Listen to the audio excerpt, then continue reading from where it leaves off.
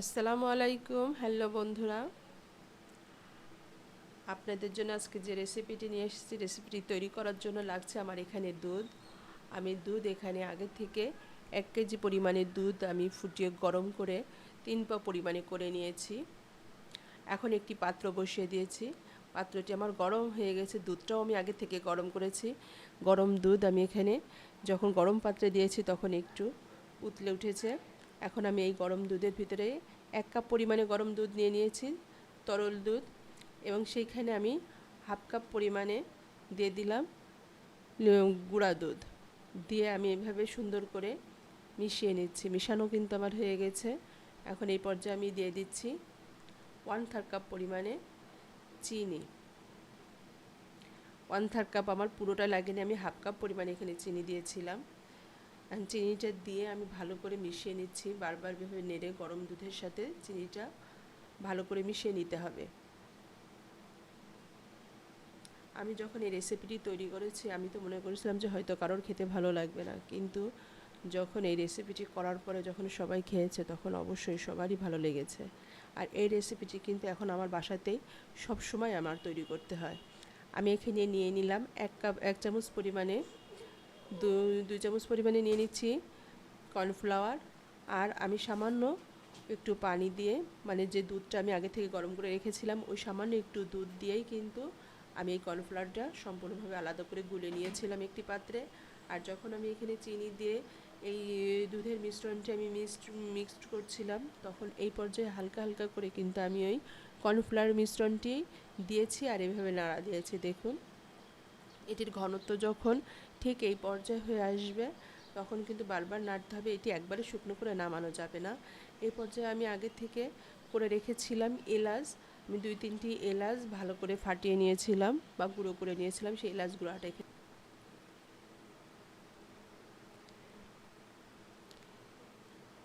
এখন আমি একটি রুটি বেলুন নিয়েছি আর নিয়েছি কয়েক পিস পাউরুটি।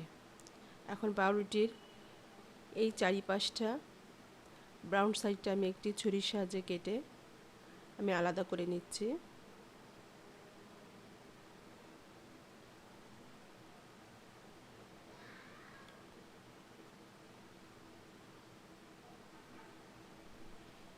এই ব্রাউন সাইডটা আমি একটু আলাদা করে একটু সাইডে সরিয়ে নিচ্ছি।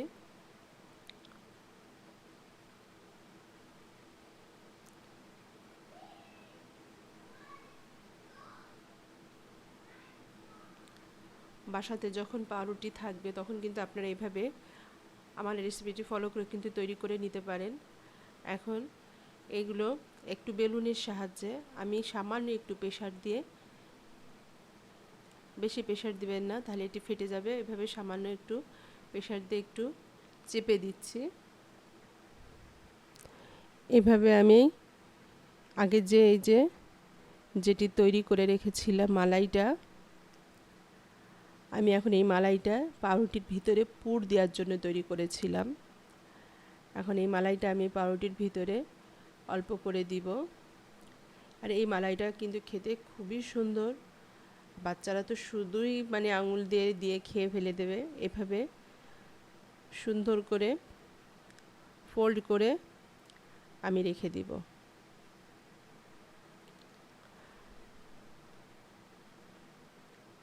আমি এভাবে ফোল্ড করে একটা সাইড করে নিচ্ছি।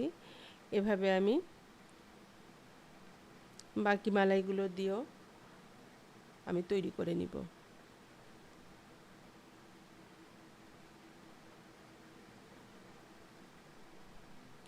যেহেতু মালাইটা কিন্তু তৈরি করার সময় আমরা চিনি পরিমাণটা বেশি দিয়েছিলাম, এটি অতিরিক্ত মিষ্টি হয়ে থাকে,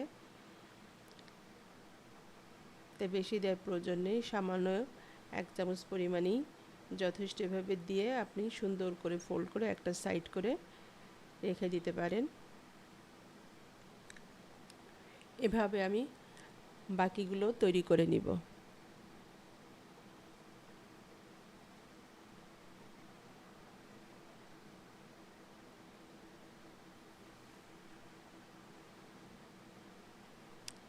তৈরি করা হয়ে গেছে আমার।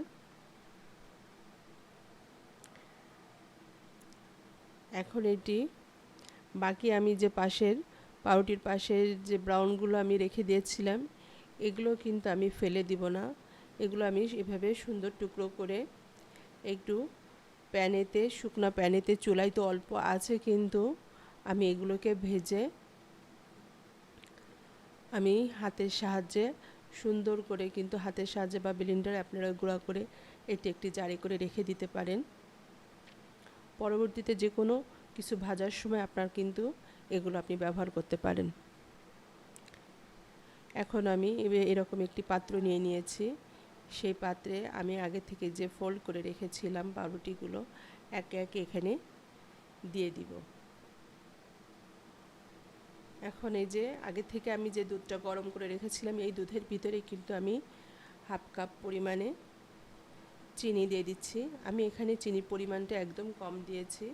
চিনির পরিমাণটা আপনারা আপনাদের পরিমাণটা বুঝে দেবেন। যদি আপনারা চিনি পরিমাণটা বেশি খান তাহলে বেশি দিতে পারেন, আর যদি কম করে খান তাহলে একটু কম করে দেবেন। তবে আমার যা মনে হয় বেশি থেকে একটু কম করে দিলেই কিন্তু খেতে এটি মজা লাগে বেশি বা ভালো লাগবে।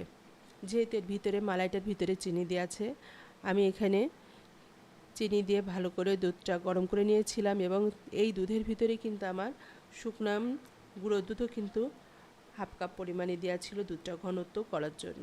এখন সেটি আমি এরকম একটি কাপেতে করে উপর থেকে অল্প অল্প করে দুধ দিয়ে আমি এটিকে ভিজিয়ে দেব।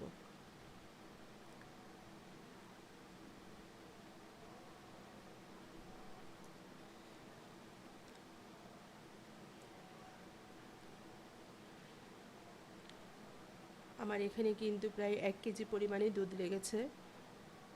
যেহেতু দুধটাকে কিন্তু আমি একবারে জাল দিয়ে 3 পাও করে নিয়েছিলাম এবং সেই সাথে আমি 2 কাপ পরিমাণে কিন্তু গুঁড়া দুধ দিয়েছি। এখন উপর থেকে আমি কিছুটা বাদাম এবং কিশমিশ উপর থেকে ছড়িয়ে দিচ্ছি।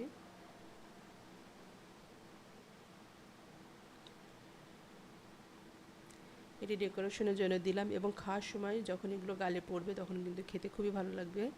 আর আমি এখানে দিয়ে দিচ্ছি এলাচের গুঁড়া। এটি অপশনাল, আপনারা চাইলে দিতেও পারেন, না দিতে পারেন, কিন্তু আমি এটা দেওয়াতে খেতে বেশ খুব ভালো লেগেছিল। একটু এর ভিতর থেকে সুন্দর একটা ঘ্রাণ আসে।